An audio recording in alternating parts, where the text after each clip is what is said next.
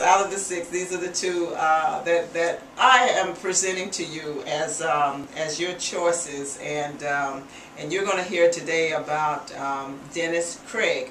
And Dennis, I would like for you at this time to share with our listeners so that they can get to know you, because really that's kind of what this program is about. I bring people on and we start having a conversation, and I have people who tell me that they feel like they're kind of listening in on a private conversation or something when they listen, but they get to know the person while they're listening as well, and that is, I think, what so much of what we're trying to do to share that genuineness and let people really get to know just who you are. So if you would share with the people who you are and kind of give them a feel for your background experience in terms of this position.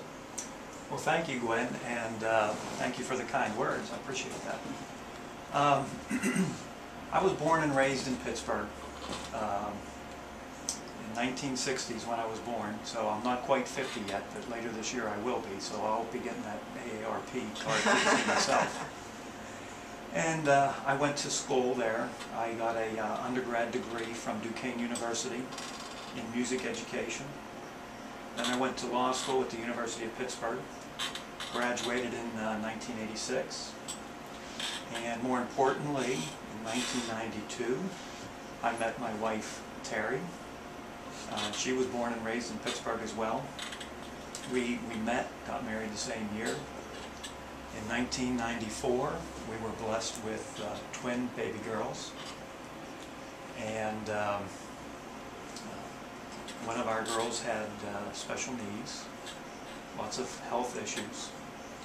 And in 1997, we decided to make a change and moved to Florida. I'd always loved Florida, came down here on vacation since the early 1960s. My grandparents lived here, had some aunts and uncles here. Always enjoyed the area, always wanted to be here. I was very fortunate my wife agreed to go ahead and make the change. So we moved down here in 1998. And at that time I took on a job with the state attorney's office and have been there since. And as we were here, you know, we added to the family. We had another girl who's now 12 years old, and then a boy who's now 11. And then most recently, we've added another baby. She's actually 18 months old last Sunday.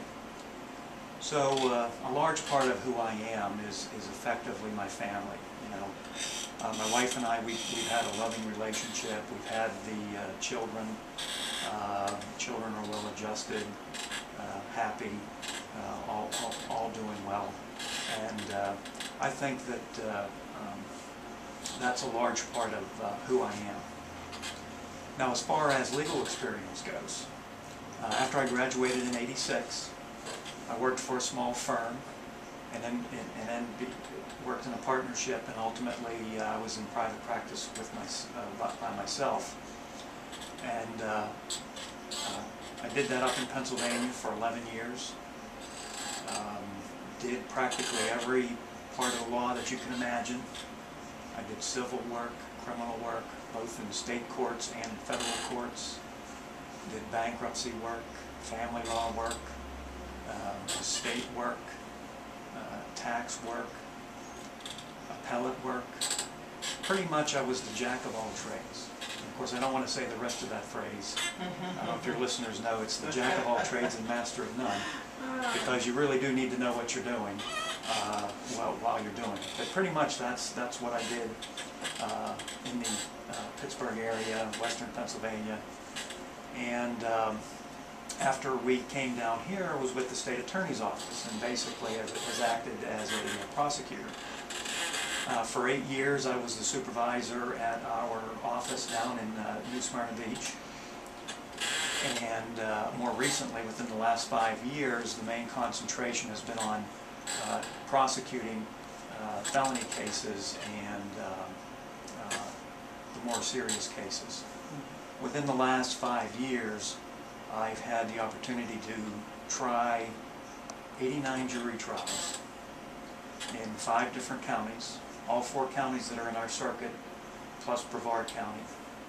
I've been fortunate enough to be able to do these trials in front of 16 different judges. Had the opportunity to have 47 different defense attorneys as my adversaries in these trials, and have been very fortunate that I've been able to obtain convictions in 75 out of the 89 trials that I've done.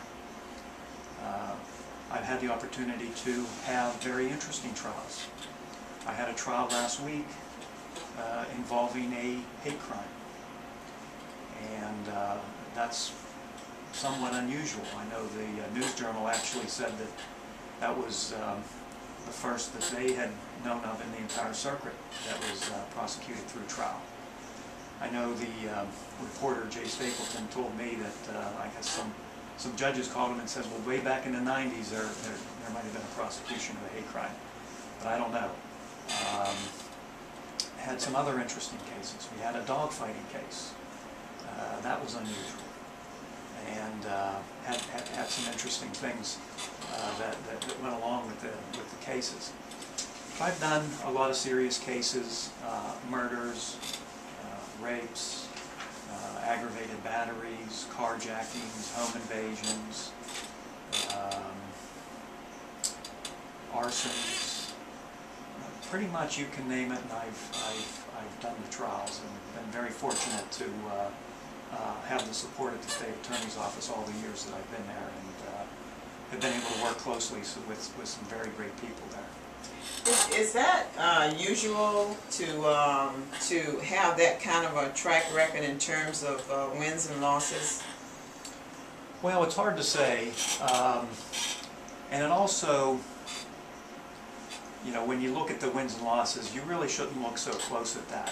What's most important from the state's point of view, being at the State Attorney's Office, is we want to make sure that justice is served. Mm-hmm. And we want to make sure that everybody gets a fair trial. And if a jury comes back and decides that they're going to come back not guilty, that we accept that as just, and we do that. Now, if you ever hear from somebody who comes in and tells you that they've won 100% of their cases, you know, you might want to take a look at the types of cases they're trying, and whether maybe they were cherry-picking cases, because you know, if you don't lose a case, that means the cases you're trying might not have been too close in the first place. Yeah, it's my experience that you can learn as much through a loss as you can through a win. In fact, sometimes you learn more through a loss, which doesn't mean I want you to go out and lose more.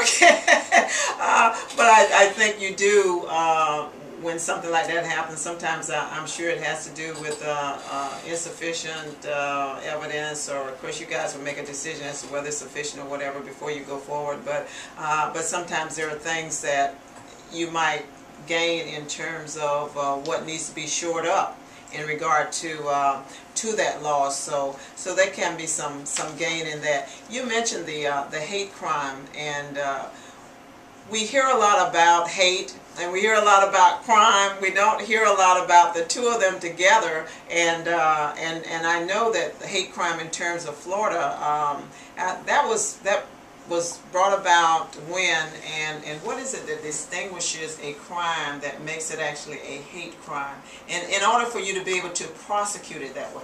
Okay.